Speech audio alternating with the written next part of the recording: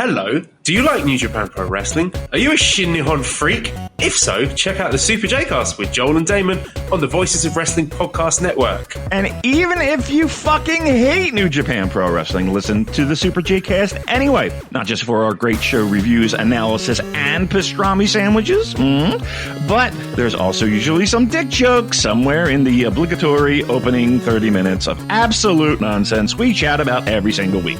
That's the Super J-Cast for all the best talk about New Japan Pro Wrestling, crisps, and pornography. This podcast is a member of the Voices of Wrestling Podcasting Network. Visit voicesofwrestling.com to hear the rest of our great podcasts, as well as show reviews, columns, opinions, and updates across the world of wrestling.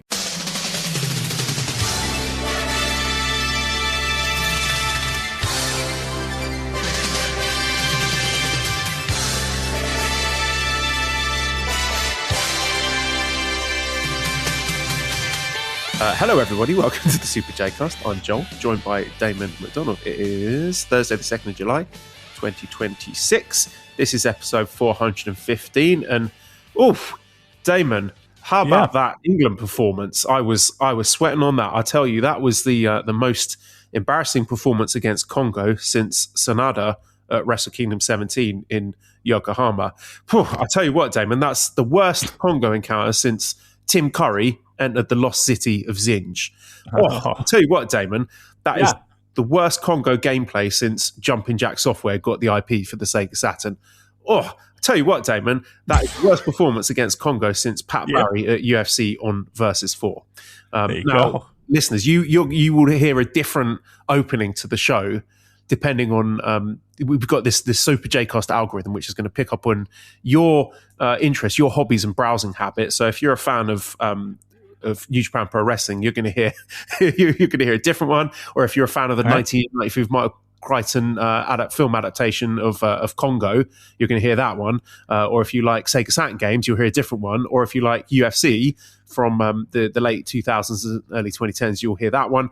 Very expensive bit of software there. So we need money to have Super J-Cast Patreon, everyone. Football, the World Cup. This is going all over the place, Damon. I mean, we're investing in this show, and there goes my microphone again. He dropped his microphone again. I can't hear Damon anymore, which means I may be having another headphone issue. Oh no! Let's see. Oh no! What's going on there? No! We've had nothing but issues with connections and him hearing me and people and headphones connected again. Right, let's remove that. She can no longer access her laptop with with her headphones. There we go. There it is. Yeah. Okay. All right. Welcome, Damon. It's the Super J-Cast. Hello. Well, listen. Get on the microphone. You got to fix the microphone because it's a little. You sound like you're. It's the wrong way round. It's pointing the wrong way round. It was pointing backwards. There you go. There you go. That's right. It's pointing backwards. Like, what the fuck? How long have you been doing this show, Joel? I mean, you're talking, oh my God. I told you, I didn't realize that was a problem for an embarrassingly long amount of time. Sometimes I'd record and it would sound great. Sometimes I'd record and it would sound like complete arse. And it turns out the bad ones, I had it pointing the wrong way around. You are an asshole. You are an absolute fucking boob. I know. Are you kidding me? Oh, you're the best. In a lot of ways, I think I'm a very intelligent man, but then in many more ways, I'm as thick as pig shit. No wonder your wife couldn't get pregnant. You were putting it in her butt the whole time. Sorry, dear. Come on. Yeah, I'll eat more protein, see if I can fucking up my sperm count or something. Like, I'm not pregnant again. What's going on? I can't walk. Oh, Joel. You're a character of the game. A character of the game. All right. So the bottom line is we still need all your money. Please subscribe to Super J-Cast / Patreon, whatever the fuck it is, and continue supporting this fine channel so Joel can learn how to use a microphone properly after how many years? 3 years? How many years have we been doing this together? Over 3 years, right? God, yes, 2018 we started, so we're coming up to a decade of this, Damon. Holy shit. I do remember the first episode we recorded. from a hotel room in Taiwan. I was at the time. I brought my new microphone with me, plugged it in and everything, but then on Audacity forgot to select the setting choosing that microphone and instead selected the internal laptop MacBook, the laptop one, and it sounded like shit. So I've learned nothing in the past 8 years, Damon. Well, I will say this: you do have a full agenda each and every day. You got two little ones running around. You have a full-time career. Don't make excuses for me. I'm a fucking idiot, and I should be criticized for it. No, you should not. Maybe the backwards microphone thing that might stick a little bit. I might have to lean on that one a little bit. Wouldn't matter which way round I oriented it. Why would you think that? Like the hardware has a metal mesh on it, and admittedly it's different to the mesh, the front-facing one. But I just thought, well, okay, if it's got a metal mesh at that side as well, that must mean that's also good to record. But it turns out it's not, and I'm a tit. What do you think? What do you have? A microphone baton? Like what the fuck? Like seriously, it's one end. What microphone do you know has two ends that you're recording? It will make sense if I sent a picture of it, but I'm not going to do that because that's bad audio. Listeners have had enough of that, and we're trying to get them to pay for this because now we're the Patreon money's being split, so we need more fucking subscribers. And I know there's going to be people sitting at home listening to this who have not paid us a penny, and to those people, you disgust me. Turn off. You're not allowed to listen to the Super J-Cast anymore until you get your fucking wallet out and pony up $10 a month. Do it, or I'll find you. I'll fucking kill you. What? We can't say that on. Can we say that? I mean, probably not. All right, look. I feel bad now. See, I always feel bad because you were like Scrooge McDuck. This is the perfect opportunity to milk the freeloaders and get them. Oh, yes, I would love to. Because there's plenty of value there. I mean, for Christ's sake. We were talking before we came on not the air, it's not like we're being alive. Well, in some ways we are. You get the point. We were talking about all the stuff that we have planned for G1 and schedules and all that stuff. So, listen, the deli's worth $10 just in my mind. But there's more good. There's even better stuff coming on the $10 feed from you, in an area that I wouldn't even dream of dabbling in, video and recording stuff like that live, from the arena. I don't know what it's going to be, but I know it's going to be good. So listeners, you are definitely going to want to be on the ground floor for that one. And it's nothing. It's such an insignificant amount of money. What is $10 in this day and age? Especially now with G1 here and plenty to talk about and plenty to sink your teeth into. So daily audio. Yeah. Right? I did daily audio last year and it was fucking great. The best in the business. There's no one's doing it better than me. And even then, that was when I was doing it every day and I was exhausted and burned out from doing it. And now you're going to hear from both of us because we'll be splitting it between us. So we're going to be fresh. We're going to be rested. Each of us coming in with hot takes and different perspectives and angles. So you don't want to miss that. Honestly, like no one else on the planet is going to be, miss me with these weekly podcasts that, okay, right, welcome to our weekly show.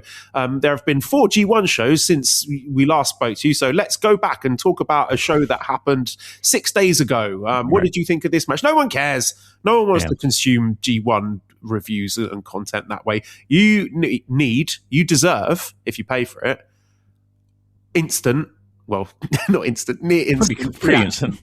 So when you watch a G1 show, fairly quick reaction. You want to be hearing those takes quite immediately, not exactly immediately, but a little bit immediately after you've watched the show.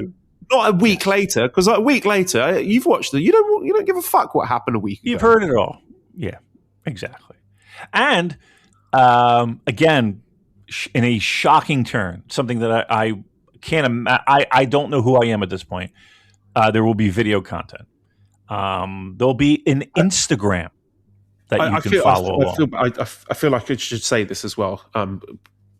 I know Joe Lanza does very good G1 audio, but he doesn't like New Japan, and he's mean about it, and he says unkind things about it it makes you and us and everyone feel sad and bad. Now, I'll say bad things about New Japan, but when it's deserved, right? So you forget that. Listen to mine. Give me the money, and he's got enough, right? He's got enough subscribers, and mine's better because it just is, all right? Okay, all right, so, yeah. Plus that, plus Damon's video, plus Instagram. What? This is mad. We should double the price of it, if anything. I feel like I'm getting robbed. $10 a month. That's absolutely nothing. Hey, I will say this though: Joe Lanza did help out tremendously. The money still keeps coming in. I can't believe it. So yes, thank you to the great Joe Lanza. There hasn't been an Unmasked since, but again, he doesn't like the Knockout Brothers. So imagine what that's going to be like consuming daily G1 audio when he doesn't give Oscar and Yuta Ice the love that we will. That will be really upsetting. It will be traumatic for everyone if they're working really hard and he's saying, "Oh, I don't like it as much as other people." No way, bad. No way. Well, I mean, I'm going to be honest. If they are not up to snuff, they're going to hear it. They're going to hear it from me. That's for sure. I have no allegiance. I have no. It's going to be straight from the heart, straight from the mind, body, and soul that you're going to get these takes. So it should be fun. I will adjust my takes based on what the paying customers want to hear. What do you want to hear? I'll do a little poll after each show and say, what kind of review would you like here? Would you like me to say it was great or perfect or bad? And then that's what you get. It's like it's almost like a cameo where you get personalized audio. It's a little short blip, and we'll start charging cameo monies for said content. All right, yeah. Listen, in all seriousness, fucking, as Joel would say, get your fucking wallet out and let's go. Right. So, how about this FIFA World Cup? You USA, you knocked out Bosnia and Herzegovina. Are you all on board the hype train? Are you talking about the football, or are you talking about just bombing in general? Because we might have. I haven't really kept up on the news, my news feed. Yes, a big win. I saw somebody got a red card though. That's an ex-Arsenal player, Flo Balogun. Is that right? He's one of our better players, from what I understand. Yeah, that might be a bit of a miss. Who are you playing in the next round? Is it Belgium? Yes. Yeah, they're not very good. So we should probably. Okay, we should mow them over. All right. And but there's one dangerous player you need to watch out for, and that's Arsenal's Leandro Trossard. If there's going to be danger from Belgium, it will be from him. So keep him quiet, and you'll be fine. All right. And England's still in it. Brazil's still in it. France is still in it. We are going to be playing Mexico. That's going to be a tough game. Stadium in the next round, which is going to be. That's going to be tough. Yeah. Well, they've got a very impressive record there. They've lost twice in the last, few years or something. But then I looked at all the teams that they've beaten, and it's all other like CONCACAF teams. So it's like beating teams like Jamaica and Honduras and Panama and El Salvador. So once I scrutinized it, I was like, actually, this doesn't look that impressive. But the altitude thing is going to be an issue. And our players are probably going to be sucking wind after about an hour. So but I just think it's a great occasion. Like, this is exactly the sort of thing you want to see in a World Cup. And as a football player, you want to be playing what is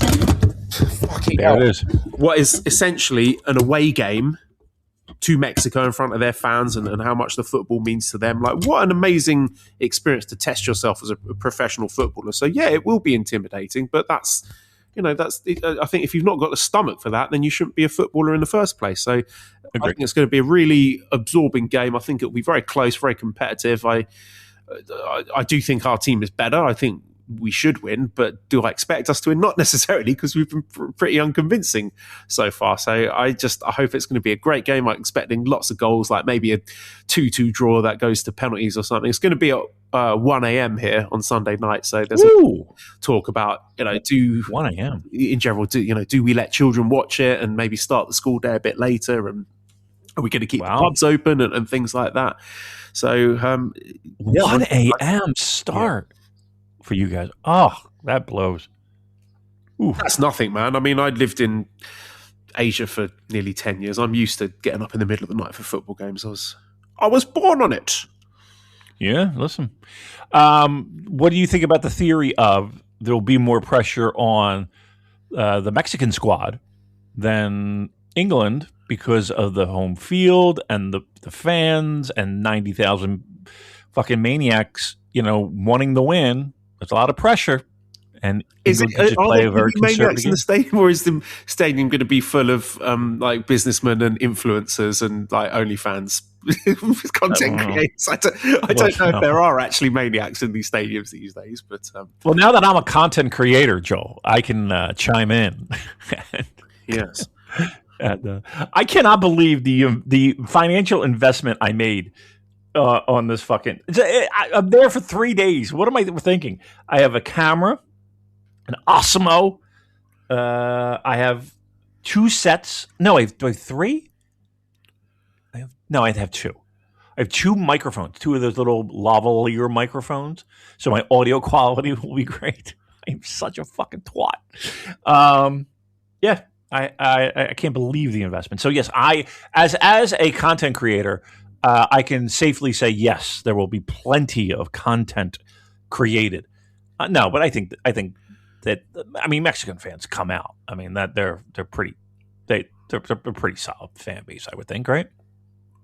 Yeah, no, I'm absolutely expecting there to be a good and hostile atmosphere. I'm counting on it. And maybe that it might be the kind of game state that suits England, because we've been struggling with very well organised teams who sit in a deep defensive block and don't come out to attack much. But I think Mexico, they're going to be coming at us from the start of the match, and that might suit us to hit them on the counter attack, and there might be more space for our attacking players to work with. So I don't know. I could any outcome is possible. It's plausible. Yeah. All right. Listen, who's playing today? Is there anybody playing today? Because well, first of all, how is your heat wave? Is everybody okay? Is everybody all right with your sweaty buttock cracks and non-air conditioned cottages? It's all right for now. It's going to go up a bit. So 27 on Sunday, then the following week, Wednesday, Thursday, Friday, 26, Saturday, 28. Would you like to know the temperature for the past yesterday, today, and tomorrow here in the greater Philadelphia region? No, let's not talk about weather. Nobody cares. I care. It's 104 degrees Fahrenheit. Woo! 104. Yes, for 3 days. It will be. I've just read Spain have doubled their lead against Austria. I'm talking about Fahrenheit here, buddy. Yeah, it's very uncomfortable. But the air conditioning is popping because we're USA, US fucking A, buddy. I haven't left the house in 3 days. And I won't leave the house in 3 days. All right, very good. Where should you take us first, Joel? Let's talk about the Forbidden Door. What? Okay. The Forbidden Door. We've smashed it open. There's splinters everywhere. Wow. It has been well and truly decimated at this point. Okay. As Tony Khan hosted another one of his hit shows from the San Jose SAP Center with an attendance of 9,082 people. I think this was, like, big picture thoughts, I think this was fine, like from a New Japan fan's perspective. We got 4 matches involving New Japan talent. So there was Drilla Moloney against Daniel Garcia. There was in his tryout match. Right, yes, the auditions. So tryout for him, tryout for Walker Stewart. Shingo and Titan were in a tag match. There was Zack against Kenny, and there was Shota against Pac, which I think is a perfectly acceptable level of New Japan talent in that show. And I see complaints about there not being more New Japan talent, but I think since the show conceptually expanded to be also encompassing Stardom and CMLL, then they can kind of get away with not having as many New Japan people there. And it's a big discussion point, like why more New Japans don't get booked for the show, and like, who's to blame here? Is it New Japan's fault for not making new stars that Tony Khan wants to book on a show, or is it Tony's fault for signing all the stars that New Japan did make, or is it the fault of both of them? Like, if they put more New Japan wrestlers on the show, would it sell more tickets? I'm not sure that it would, but like, personally, I'm all about just cool random matchups. I don't think there has to be a story behind everything. I think my proof of concept match, the one I always go back to, was that I think it was a pre-show tag team match with Swerve Strickland and Keith Lee against Desperado and Kanemaru, which was completely random, but it was just absolutely brilliant. Like, it just kicked ass. For no one would have necessarily expected that match to be that good. So I would personally just like a whole card of just like random select matches where you just, picking people at random. I don't really care who wins or loses. I just want to see cool matchups. And I think if they were a bit bolder with that and maybe took a punt on wrestlers who might not be household names in the US, put in, an Oleg Boltin or a Oiwa or a Uemura or someone like that there who, might not necessarily move a huge amount of extra tickets amongst the Yankoid fan base, but I think they'd certainly get themselves over and would have exciting matches and the crowd would get invested. But again, like, Tony Khan has got to make economic decisions based on his own company. And I think one of the key points here is he has got such a bloated roster as it is that he is, I think, struggling to give meaningful card space to the full-time guys that he's got, let alone giving opportunities to other wrestlers. So I think that is the main concern for him. Like, can he keep his own full-time roster of talent happy rather than necessarily doing New Japan any favors? And there's also the point, like, maybe we'd be probably better off with fewer New Japan guys going on Forbidden Door, because then that's just going to probably accelerate the possible soft jump for them joining AEW in the future anyway. Well, yeah, I mean, that's always in the back of our minds. I thought the show was here's the thing, like, I don't consider this this is not part of, and it doesn't feel like it has in the past. It's not like this is a part of the New Japan ecosystem, so to speak. These are just cool matches on a show full of cool matches, and I do my best to just leave it at that. It's a cool show with cool matches and potential. Oh, well, that's something that we might not have seen. Could it be more of that, like a different level? Yeah, of course it could. But that's always been a complaint, and it probably will always be, because there's a certain level of booking protection that has to occur, and I get that. That's fine. I don't think everyone on the New Japan roster has to be there. I think it could be select. 4, 5, 6 if you're going to do like multi-man tags, that's fine. Joe, I was always under the impression of, all right, let's take a walk down memory lane.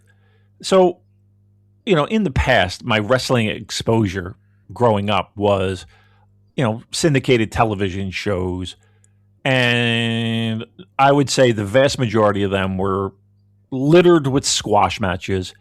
And then you would have an occasional angle, and you would have an occasional big like arena marquee match that you knew was either A, going to be a title change, or B, some type of angle or something going on. And, at least in my pocket, that was kind of like the catalyst of tape trading, in the sense of, how many times can I see fucking AJ Petrucci lose to, get squashed, or Steve King, or whatever random fucking job guy you wanted to throw out there. And then, you always were like, oh man, I mean, that's why people wanted Mid-South back in the day. And that's why people wanted Memphis back in the day. And, as things kind of got cooking in the 80s, Crockett would throw in every once in a while. You'd have some pretty decent stuff, but by and large, it was angles and big matches. For title changes occasionally.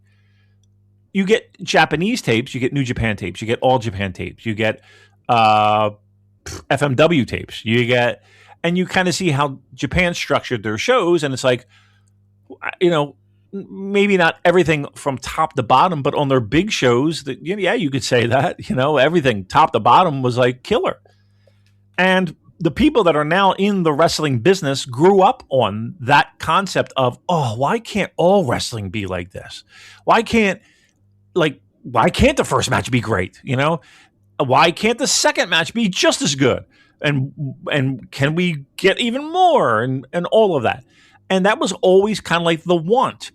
But the want was like wanting the new Lamborghini, but you didn't realize that, well, the value of the Lamborghini depreciates the minute you fucking drive it off the lot, and the insurance on it is probably higher than your car payment, and just all the things that go along with it. Yeah, the dream of owning the Lamborghini is great, but it's all the fucking shit underneath that you didn't consider of, oh, maybe it's not a great idea. Like, you're not getting groceries in your fucking Lamborghini. Okay. My point being is this. What's the point? The point is this, Joe, is that the show was the equivalent of like this idea of, I wanted pro wrestling to be like this show at one point in my life, but I don't necessarily think that it's something I can handle all the time. And I know it's weird for me to sit here and be like, well, what do you want? Bad wrestling, dude? No, I don't. I just feel like it's like you can't be at an 8 or a 9 the entire show. You just can't. And that's what this show was an 8 or 9 the whole time. And I'm going to be honest with you. I'm never, maybe I'm just getting old. Who knows? But I just felt completely burnt out. Like I was like, I had to watch it in doses. What I saw was the pacing of these shows is absolutely horrendous, Damon. Right. The show went on for about 6 hours, and the second match on the show was about 27 minutes long. I was like, "Fuck me, this is egregious." Right. It was just like, it was like, have all the treats, you know, don't have one, have them all. It was pro wrestling gluttony. Now, I'm not even saying that's bad in individual spots, because, okay, if it's every show, yes. If it's just a show that is, and again, I use the term throwaway show, but maybe for AEW, it's part of their long-term calendar year progression of pro wrestlers. For me, it was, all right, I've got a couple guys in there in a couple of matches that are that you know, as a New Japan Pro Wrestling fan, I'm going to watch and be interested in. And they were good. Like Zack and Kenny, I thought was great. It was just one after another, and here's another delicious treat. Here's another delicious treat. And I was like, oh, geez, I can't handle it all. My tummy's starting to hurt. But yes, that's like I just remember watching the show and thinking back of when I was younger and thinking, this is what I wanted, and why doesn't it hit the way that I thought it would hit? And I think a lot of that has to do with the fact that there are a lot of people in pro wrestling that had similar experiences as I did. And again, this is the dream, so to speak. And I don't know if the reality of the dream equals the fantasy of the dream, if that makes any sense. Yeah, it does feel like really self-indulgent, and it would benefit from some executive oversight. Someone's come along and say, right, sorry, you guys have got 13 minutes. That's it.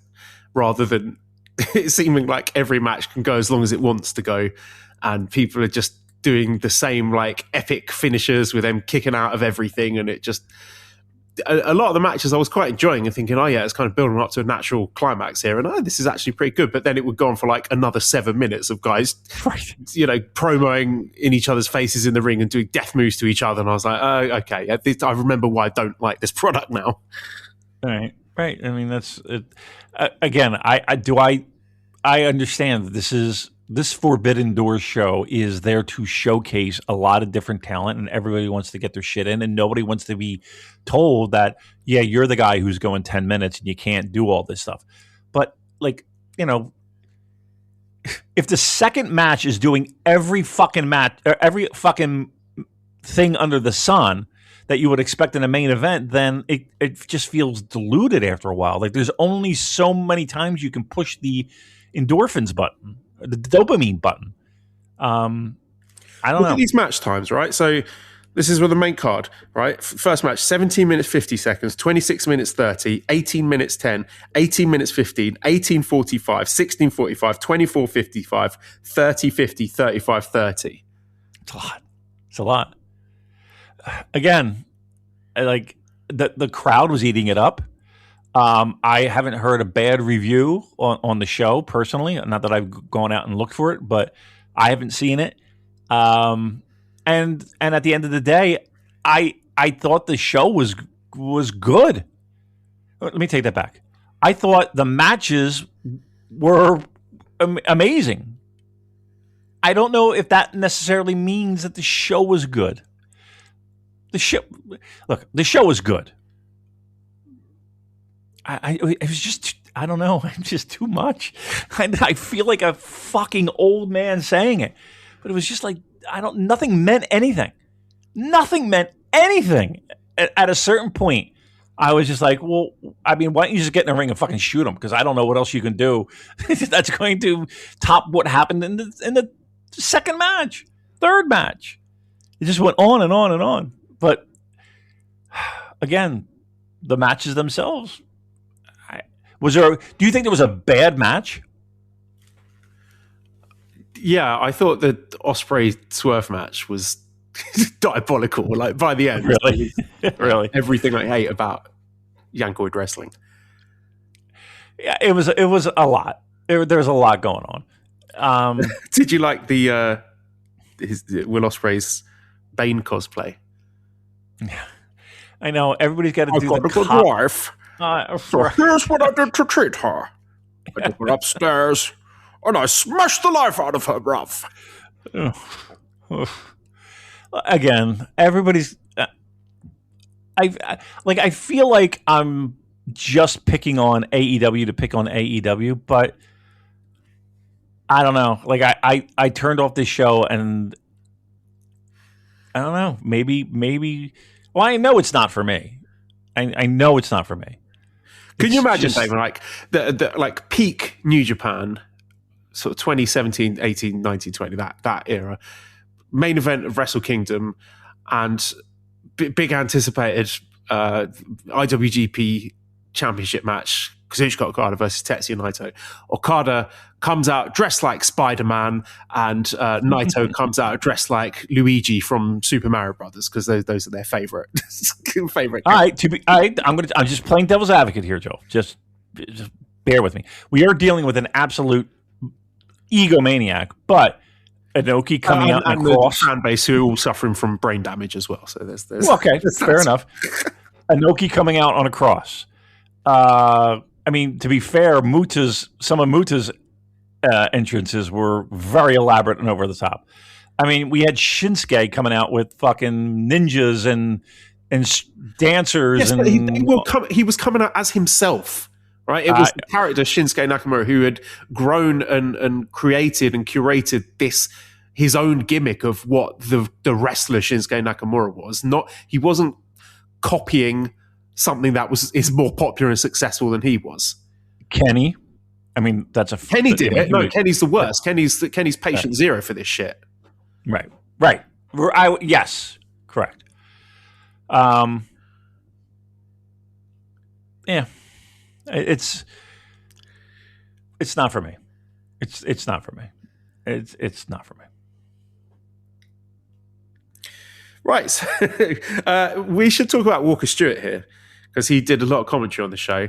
And I know I was supposed to be magnanimous and praise him and everything. He's annoyingly good at his job, right? He's fucking brilliant at play-by-play commentary at such a young age. And it is a matter of time until he's in either of the company, AEW or WWE. I think he's going to be able to have his pick, actually. So if this was his audition, then passed it with flying colours. And how long are we giving him until he's gone from New Japan? I mean, it feels like it's a matter of time. I mean, it's not like hasn't been trying, and not just trying, but like when given the opportunity, succeeding. Yeah, this is not me having to dig at him, by the way. Like he's excellent at his job, and I'm just like, oh, for fuck's sake, because I know that we're going to stop doing that. Yeah, please, because we want your yeah, we need you. Now again, a little bit worse on purpose, please, just for a few more years. Just right. Get us over this hump. Come on. Yeah, he did a good job. He did a real good job. No doubt. And it didn't feel like, at least in the beginning part of the show, that he was, he was on a 3-man booth. And he was better than everyone in that booth. But he's the best play-by-play announcer on the planet. There's no one better than him. And he's only going to get better. Now and by better, I mean do it the company's way, figuring out all that nonsense. But like, it's not like, I mean, when Kevin Kelly, he would do the Forbidden Door stuff. And I thought he did a good job. But if I'm being honest, I felt like my after he did 3 or 4 matches. My thoughts were, it's just a fucking matter of time. You know what I mean? I really did. I felt like it was just a matter of time. So I mean, congratulations to him. He's young. He's put in the work. I can't say that he hasn't put in the work. And I can't necessarily say that his time, especially in the beginning with New Japan, was this smooth sailing process for the guy. But he's handled it, and he's ridden that storm.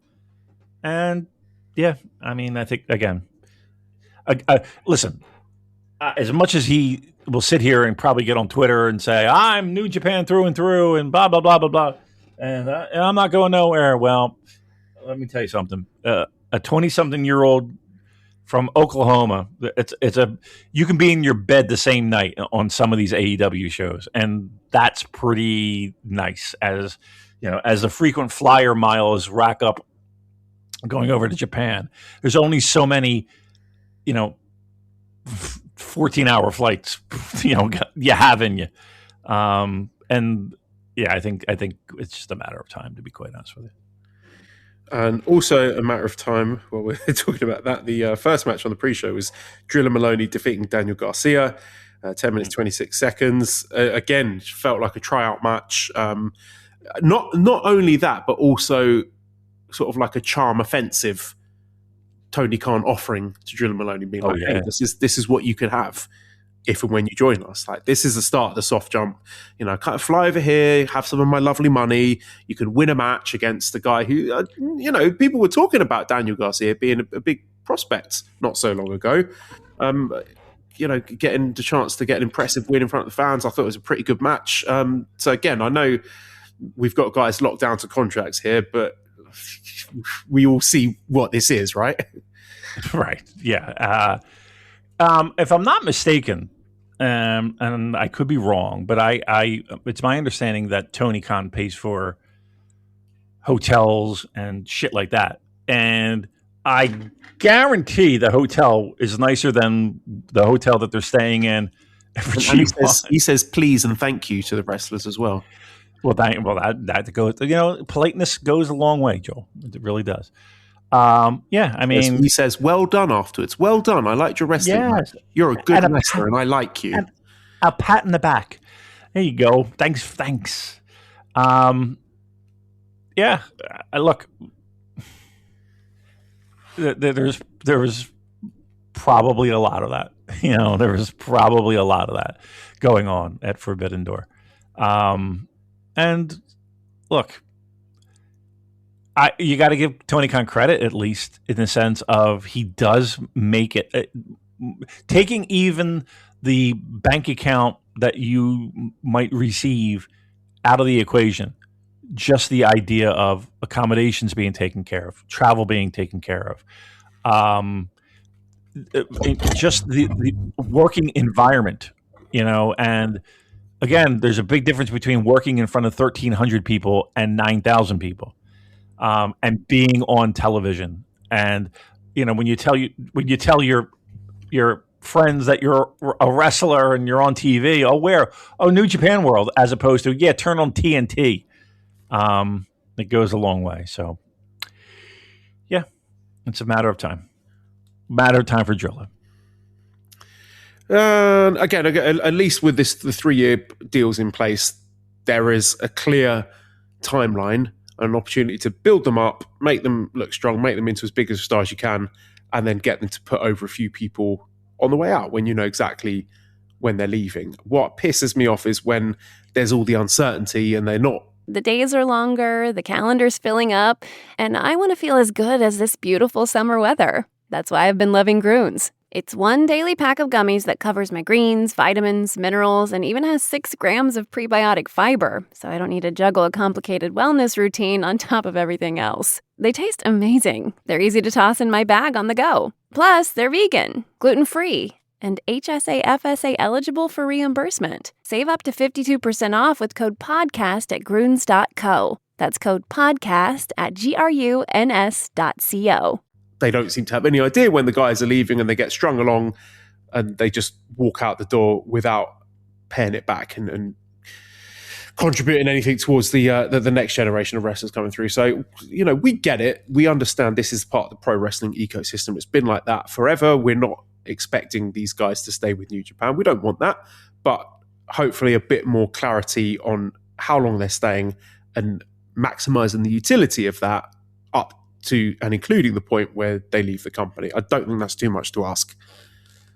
No, and I would assume that some of that, or at least I would hope that, our new owners have that concept down, in the sense of they learn from the past mistakes, and hopefully that'll be somewhat part of the past, and maybe a little bit of a different way of dealing with that situation. I would hope, because that's look. I like to have fun as much as the next guy, Joel, but some of the problems that I have with Forbidden Door shows is just like we just talked about. These shows, I don't want them to be showcases for guys on the way out, I don't know. It's a I don't know what the solution is to that, to be honest with you. Until New Japan can be competitive with pay and perks and everything, it's going to be a hard sell. I'm just being honest. It's a hard sell to tell someone, hey, stay here, or be, as opposed to across the fucking Pacific Ocean, you're 3 states away from your bedroom. And you're making more money. Saying that. We're not saying that at all. Again, all we want is just having that clarity to tell some stories and have them leave the company in a satisfying way that benefits the people that are staying. That's it. Yeah, but okay. So you're the pro. The guys who they had before, like when Thingy was kicked out of the Bullet Club, AJ Styles, right? They knew he was leaving, so he went out, and on his way out, he put over Kenny Omega. Right. I mean, you would like that. You definitely would like that. But I think times, as much as we sat here and talked about Forbidden Door and how pro wrestling has changed in ring, I think even outside the ring, it's changed in the sense of people protecting their brands and people protecting who, okay, so you're pro wrestler and you have a pretty high spot in New Japan, but you are going to leave and go to AEW. This is not like it was before where, okay, I wrestled in Portland and I'm on my way out, so I'm going to lose to the top guy, but nobody's going to fucking see it because I'm in Portland. I'm going to Florida, and nobody sees these. Nobody's going to see this. Or again, that's why that's why it feels like back in the day, Japanese stuff was a little bit more exciting because you got shit because they weren't afraid that people were going to see Andre versus Hogan or, wacky Dusty Rhodes and Bob Backlund. You know what I mean? Like they weren't concerned about that because they're like, nobody's going to fucking see this. Now everybody sees everything. So it's like, all right, do I want to lose on the way out? You would hope that they would be, as the old timies would say, professional. But what is professional at this point? Like, what does that mean? And it feels like the rules change all the time. And again, if I'm, a guy in New Japan who's had a spot and done well and been successful, and I've been wooed to move on and double my money and all the things we just talked about. Do I want to put somebody over on the way out? I don't know. Again, I feel like the rules of what you think would be the right thing to do in pro wrestling, that has changed. It's not even it's not the 80s, it's not the 90s, it's not even the 2000s. Like it's just a different fucking world we live in. Yeah, not even just wrestling. I think that's a global issue writ large, isn't it? The sense of doing the right thing has, for some reason, seems to have disappeared across society over the last, I don't know, how long are we talking? I'd say the last I think 12 years, maybe, something around that. Can't quite put my finger on what it was that prompted that slide into immorality, but there we go. There you go, Joe. All right, we'll take your calls on old man talk after these messages. We also had Shingo and Titan. They were in a 3-way tag match with the Young Bucks and the Sky Team. It's good fun. I mean, not a huge amount to say about this. It's nice to see Shingo and Titan getting stuff to do. I think both of them. Well, Titan is definitely underused in New Japan. Is Shingo underused in New Japan Pro Wrestling? I don't think he is, actually. I think he's used appropriately. I think given where we need to be and where we want to be, yeah, I think he's probably right where he needs to be, if that makes any sense. I like, we're not giving him another world title run, are we? No. We're not talking global. Like he's there at this point to be a person who you have to get through to get to the top guys. Yeah, he's a gatekeeper and a tag guy. So, yeah, and there's nothing wrong with that. Like he could still be great. Don't get me wrong, and he can still be put in great programs. Absolutely. But no, he's not. I don't want him to be a top guy. He shouldn't be a top guy for this company right now. And that has nothing to do with talent or whatever. It's just we have a future we have to build for, and Shingo's not going to be around for 10 years. Who knows? So no, he's right where he needs to be. We had Kenny Omega defeating Zack Sabre Jr. in 26 minutes 30 seconds. Very good match. That was great. Didn't quite live up to my expectations. I think I was probably kind of wish casting what I thought prime Kenny Omega, like 2018 Kenny Omega against 2025 Zack Sabre Jr. And of course, in a lot of ways, sort of ships passing in the night. They never quite met each other whilst they were both in their primes. They had a match at, I think it was the 2018 G1 Climax. I can't remember anything about it, but that was obviously at a point where Zack Sabre Jr. wasn't the brilliant, well-rounded, complete wrestler that he is today. But even so, like, whilst it might have fallen short of some people's expectations, mine included, of thinking and hoping this could be a match of the year candidate, and I don't think it was. It was still a bloody good match. I loved it. I thought it was really good. It felt important. It felt Like for something that really wasn't there, they did their best to at least make it feel more important than, hey, these are two. Like if you're into the pro wrestling, you think you probably have these guys high on your list, and now they're wrestling, so it should be great, kind of thing. They gave it a feel of importance. Yeah, you're right in the sense of I'm probably guilty of doing the same, of turning back the hands of time and thinking. But even then, though, I do think this match was pretty great. I think. I thought, and I say this a lot, and it shouldn't be surprising. I think, like I say this like it's some kind of fucking revelation or some wacky hot take or something. But Kenny Omega deserves a lot of credit in this match. I thought he was outstanding. And again, that's not taking anything from Zack. Zack's probably my favorite wrestler in the world. I thought Kenny was really strong here.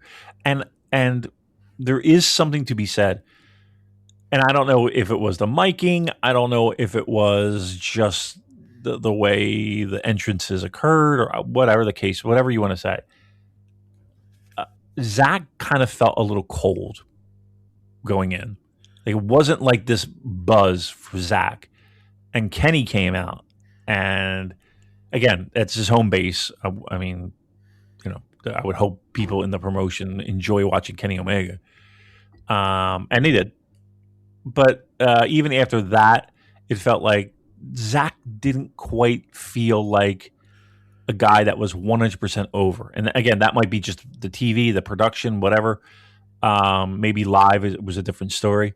It just didn't feel like he had that same level of aura. I don't know. Maybe.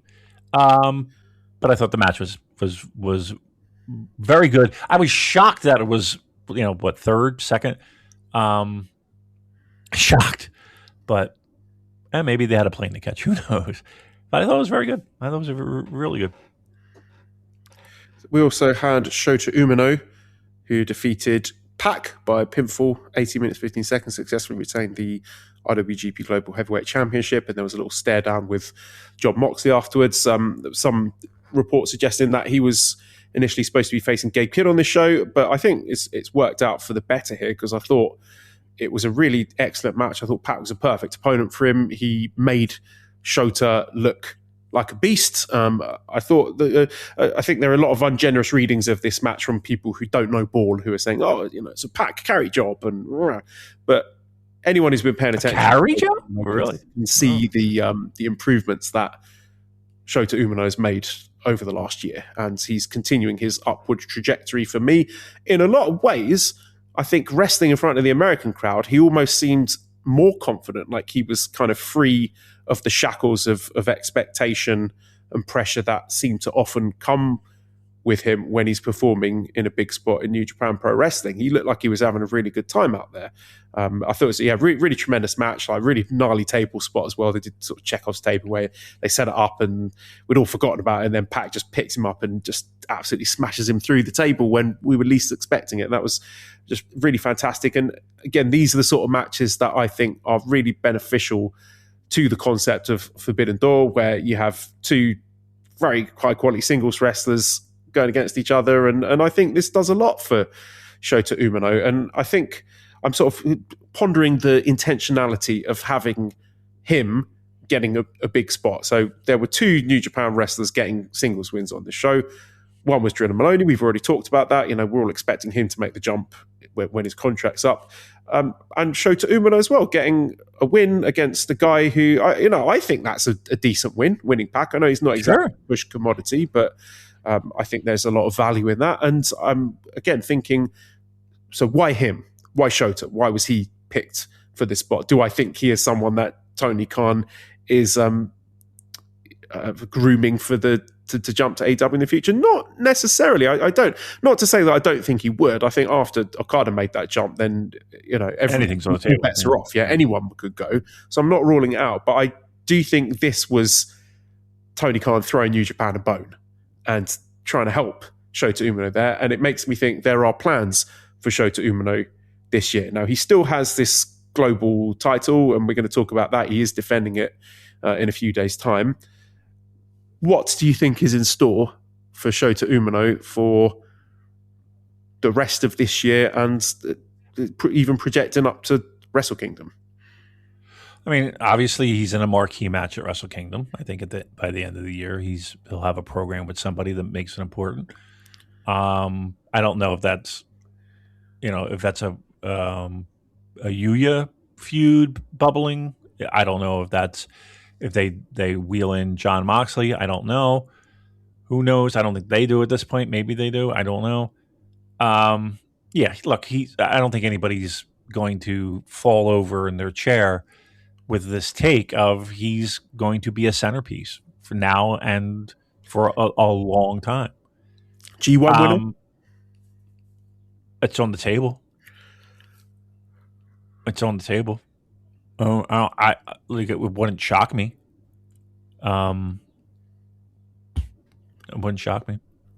The one thing that I got out of this match, and I'm glad that you brought it up, that he felt more comfortable. It looked like he felt more comfortable. And I just find it pretty amazing, his entire run so far in New Japan. We talk about, well, you got to be dragged through the mud a little bit before you can fucking reach the stars and, be the guy. You got to go through adversity in New Japan Pro Wrestling. Everybody feels like it does. Like the rocket ship is a very rare thing that we talk about. And even the rocket ship sometimes goes a little astray and then it gets back on course.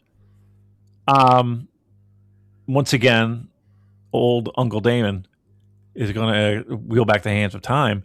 But, every single match of his is televised and people have access to.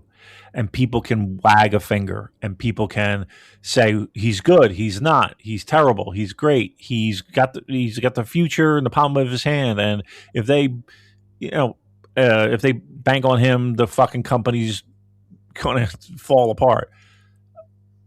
It's amazing how much of that has been in the public eye, in the sense of, you would work house shows and, only live audience people would see. And I don't know. I just can't imagine being a guy who needs to learn the art of pro wrestling in this day and age where every fucking step of the journey is documented and televised. It's got to be madness, quite honestly. He did look comfortable, like, and maybe what we're witnessing with him, especially this year, is really truly the bud blossoming, and it's we're living it in real time. And the problem is that if you check on that bud every single day, you might not think that plant is growing. But then if you checked it every week or every other week or every, so often, the growth seems a little bit more quick, I guess. I guess my point is that this is a guy growing and becoming a focal point of this company. And it hasn't always been the smoothest of rides, but it's getting there. Like, you could see that it's getting there. You might not like him. You might not like him, and that's okay. But you got to admit, this year has been a real blossoming for the guy. And maybe I wasn't before. Maybe it wasn't something where I was even conscious of. Like, I'm rooting for the guy because it's there. Like, this is a guy that, kids were running away from the guy as he's handing out glasses to them. Like, nobody wanted any fucking part of the guy. The guy gets booed out of the fucking building challenging for a title. It's getting involved in a three-way. like it feels like those days are well in the rearview mirror, and he's really becoming comfortable in the idea and the concept of eventually, kid, we're going to give you the keys to the car, and you got to learn how to drive. And it's got to be more than, okay, I'm comfortable with you giving the keys. It's got to be demanding the keys and being like, I deserve those fucking keys. Give me those keys now. Yes, agreed with that as well. Yeah, there's a bit there, and I think what we saw before was, yep, here's the keys, and everyone's like, wait a minute, he's got the keys? Why is he getting the keys now? I had to wait, whatever. Yeah, no, it's him saying, give me the fucking keys. I'm ready. So, yeah, you're seeing it. You're seeing it in real time, and that's exciting, I think. Yeah, definitely big things coming. Maybe a bit of hot potato with that belt. Again, we'll preview the upcoming show, but wouldn't be surprised. In a way, I think if he loses that belt, that might make me a bit more optimistic about his chances of winning the G1. And the Mox match coming up, I don't know when that will be. Like, is that going to be something happening in the States? Could that be a Wrestle Kingdom match? Having Shota against hopefully a more energetic and enthused and committed John Moxley, because I think the previous match they had was quite disappointing, and I don't necessarily think that one was Shota Umino's fault, but certainly that coincided, unfortunately, with a period in John Moxley's career where he was lacking motivation. So I think they've definitely got a much better match in them, and if that's the kind of blood and gut style, intense, bloody brawl at Wrestle Kingdom, I think there'd be a lot of value to that as well. Or maybe Shota wins the G1 and is challenging Yota Tsuji. It feels like that's quite a protected match that I think could do good numbers as well. So yeah, it's I think an exciting time to be a Shota Umino fan, and someone that I think we need to be watching very closely during the G1. Yeah, and that's one of the reasons why I really love G1 over and above the fact that a lot of nights you're getting at least a nugget or two of really solid pro wrestling. It's also, especially this year, it's okay, you're going to get a wide variety of different opponents. How are you going to handle this? How are you going to handle this situation? How are you going to handle that situation? What's this match going to look like? And I'm not even saying all of them are going to be gems, but this is really a crash course in, okay, you've got 8, 9, 12 singles matches stretch out over the hot summer of Japan. Let's see what we got, and we could say that for a bunch of people in this tournament. Burning Hammer says, who's your G1 final match this year? One realistic matchup and one if you could dream book it out of the participants this year. So head and heart, give me 2 possible G1 finals. I don't have the blocks in front of me, but I would think eventually somewhere along the lines, I mean, block structure being what it is, Joel, could we possibly see a Yuya Shota final? Yes, we could. I mean, the fact that it's the top 2 going through, I think it's right. A1 against B2 and then B1 against A2 means that right. I think any combination is possible. To me, that would mean the most, I would think. That would be, you're killing 2 birds with 1 stone. I guess, but that it might not be this year, but I kind of say, why not? Why not this year? I'll go with that. I mean, something crazy, preposterous. What would be crazy, preposterous? I'm trying to make it crazy, preposterous, but also somewhat realistic. Like Aaron Wolf. Yes, that's what I was going to say. Okay. Against Shota.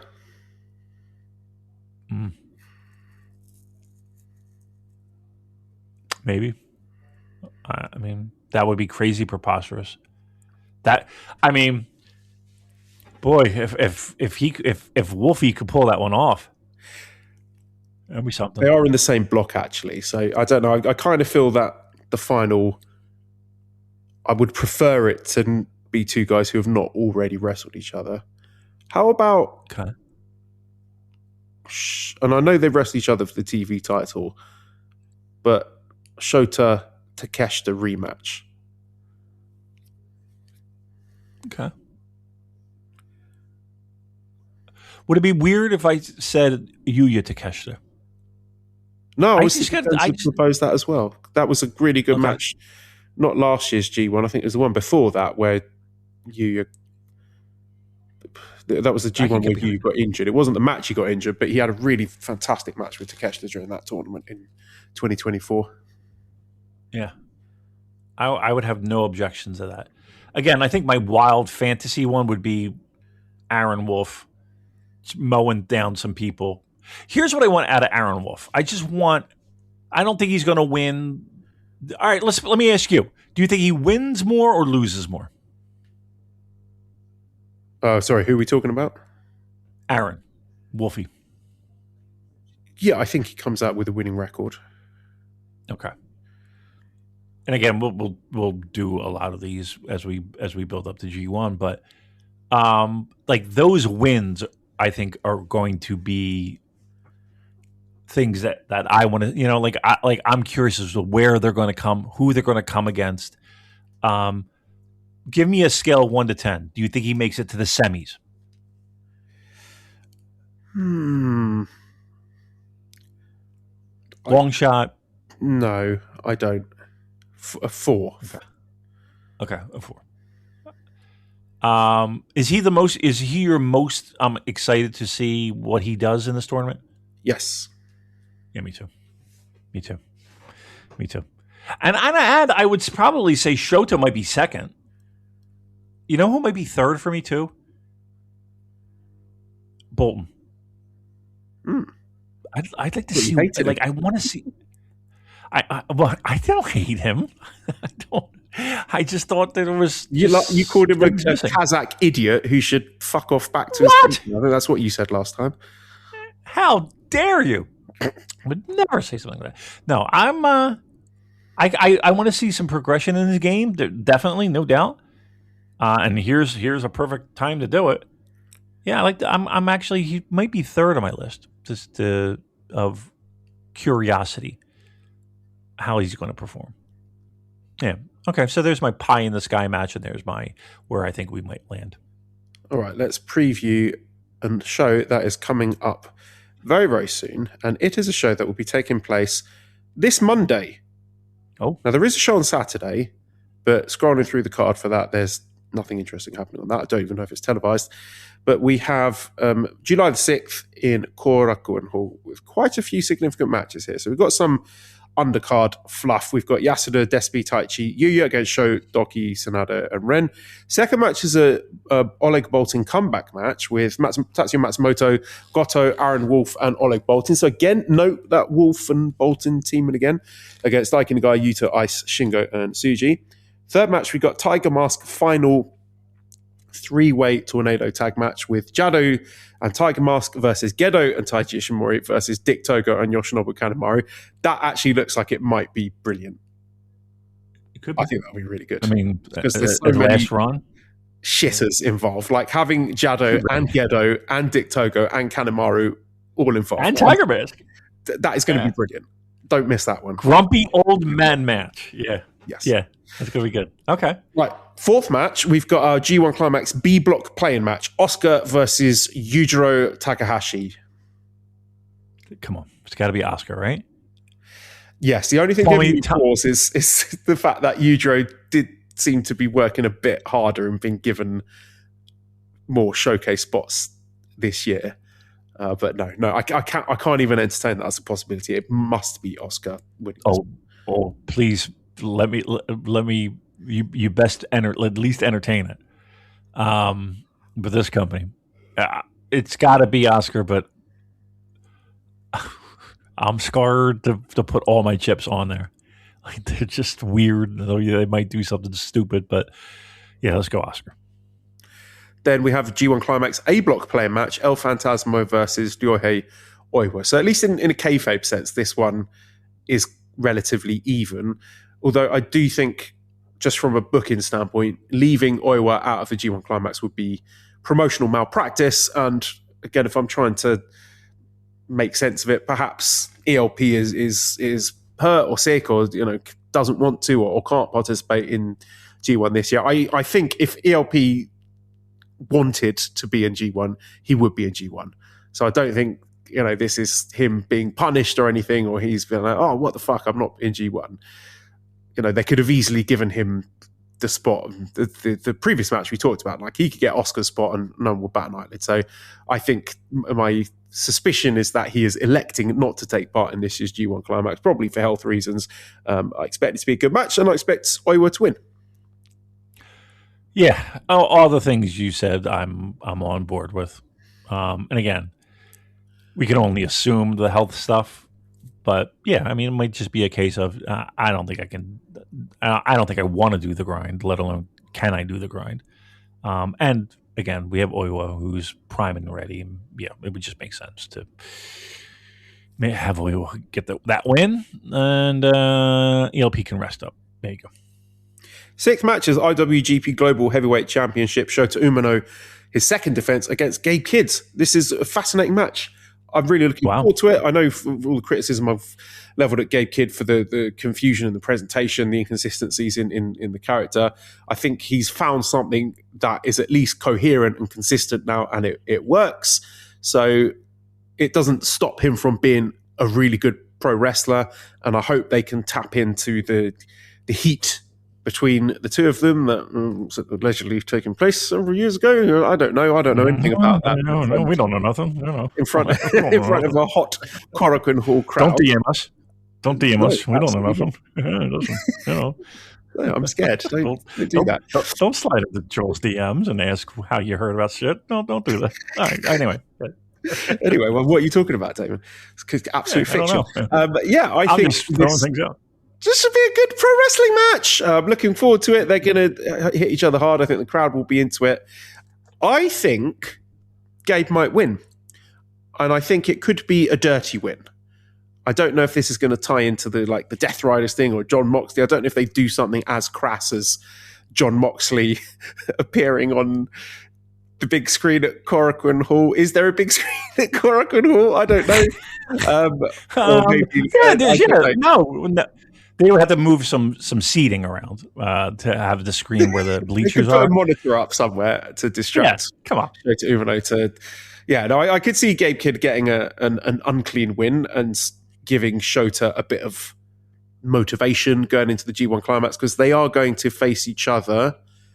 When are they facing each other in the G1 Climax? It's not the first night, because it's not the first night. Gabe Kidd he's not there. He would never work illegally. Nope. Yep. Shota's working Zack on that show. Can I ask a dumb question as you look for that? Let's just say, okay, obviously visa issues, blah, blah, blah. So he can't get into the country is the problem, correct? I don't know if he can't get into the country or is not legally allowed to work in the country. Okay. Can I throw something by? He's going to be at the show. He's going to do a run-in. He's going to cause somebody to lose and technically not get paid, air quotes, because he was never on the show. Can we skirt around that? You think the Trump administration would go for that one?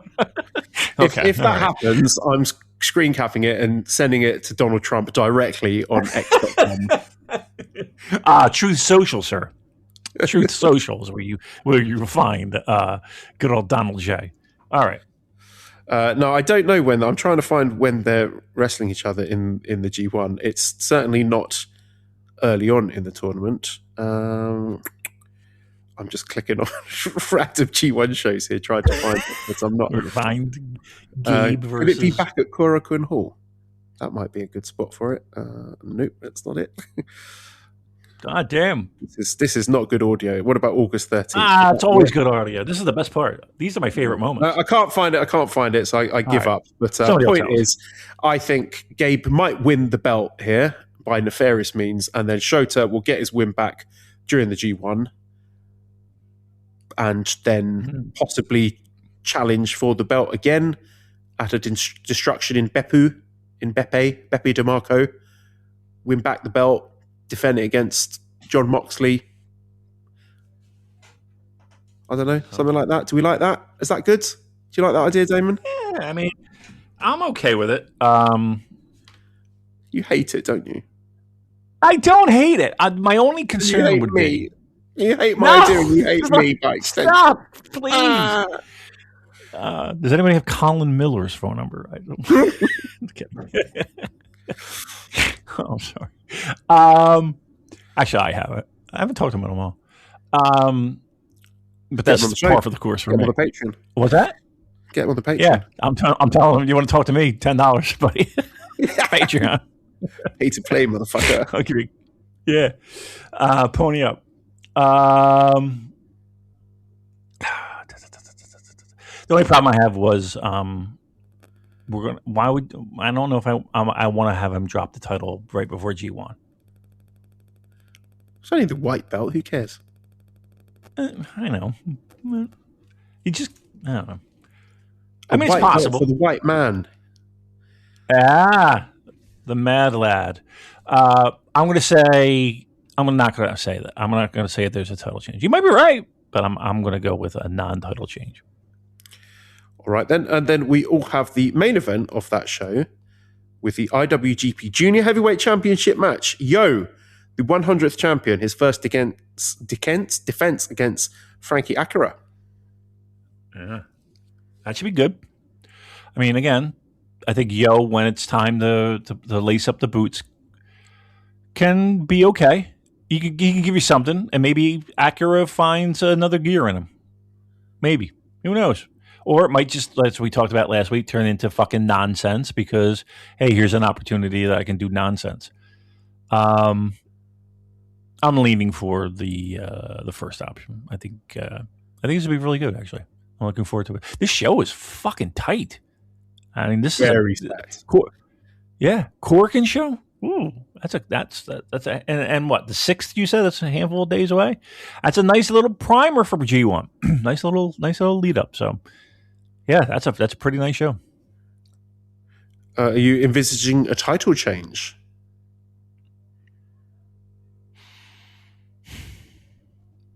No, unfortunately not. No. I think Yo's got some legs. He's very popular, Joel. He's very popular. Is he better as a chaser than a champion, though? No, I think he might be better as a champion. I really do. Let's see what he's got. Well, as much as I love Akira and I want Akira to have the belt, I mean, I just think that ultimately the destination is going to be Fujita, but I don't know when and where we get that. And I could see What's a bigger money match? Yeah, I could see him winning it off Yo. I could see him winning it off Akira. Like, both are perfectly plausible. And I think I'm just sort of giving up trying to book the junior title in a sensible way because it's just been so nutty over the last year or so that I'm kind of waving my hands at this point. Yeah, it's chaotic. I think Yo and Fujita is the money match. Mm-hmm. I think that's where we're going to wind up. So, I don't know if there will be a title change here as well. And we also have a fairly big show on Tuesday, the day after that, also at Korakuen Hall, July 7th. This is Tiger Mask's retirement match show. Wow. We only have 2 matches announced for this show. We've got Tiger Mask versus Dynamite Kid, Tom Billington, and also Tiger Mask versus Black Tiger for Rocky Romero. So both of those are 5-minute time limit matches. But yeah, pretty cool, nice pair of matches there to go out on. Do you think we might see Tiger Mask pass the mask on to a new person during this show? Good question. No, I don't think we will. Because you could strike while the iron is hot in the sense of everybody's going to have Tiger Mask love. And if he does pass the torch there, the mask, if you will, that would have probably a bigger response and a bigger buzz and a little bit more people talking than a random, hey, this guy's now going to take up the mantle, 4 months from now. In the same breath, he hands it over to, I don't know, Masatori Yasuda or someone at the end of the show. Yeah, that's what I'm saying. Like that's an instant rub. I mean, for whatever. I mean, I'm not saying Tiger Mask is this fucking massive deal. Like, it's fucking Sayama, but there's still some juice left in that. It would be a shame to just and if you're going to use that altogether, wouldn't it? That's what I'm saying. Yeah.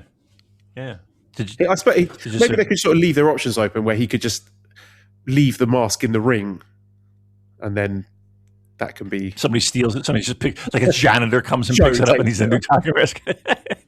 Like one of the vendors, folding chairs. Hey, there's a mask in the ring. I could be the next Tiger Mask. Now we're talking. Let him cook. Yeah. That'd be great if it was a giant. That'd be so fucking hilarious. But then there's the other. Our good wrestling ideas. Next time AEW do a plunder match, microwave popcorn, a fully fresh microwave bag of popcorn, hot popcorn. Someone getting curb stomped into a bag of freshly microwaved hot buttery popcorn. And have that one for free, and then slamming people stall. Yeah. I was going to say slamming someone onto the kernels and then rolling around in agony going, ouch, it's painful. How somebody's climbing the fucking ropes and they got to balance themselves and everybody's standing outside pantomiming, we're staggering around waiting for the guy to get set so we can catch him. They got to wait for the microwave to fucking count. Some of the microwave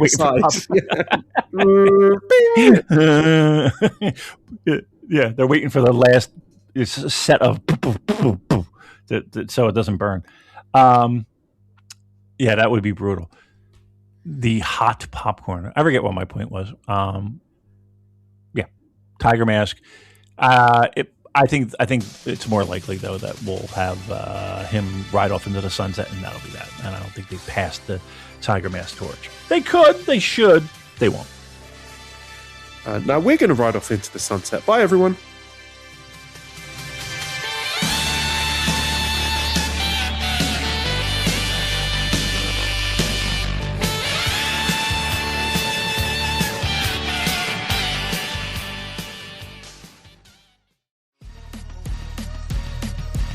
Hey everybody, my name is Jesse Collins, and I am the host of the Gentleman's Wrestling Podcast, a show right here on the Voices of Wrestling Podcasting Network.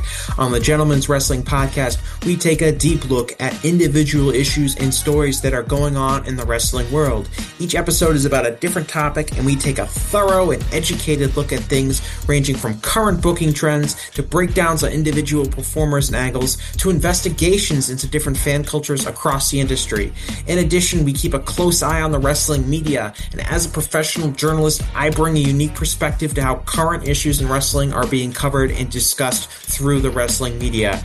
We have a revolving series of guests from across wrestling punditry joining us on each episode, and we hope that you make the choice to give us a listen on wherever you get your podcast from.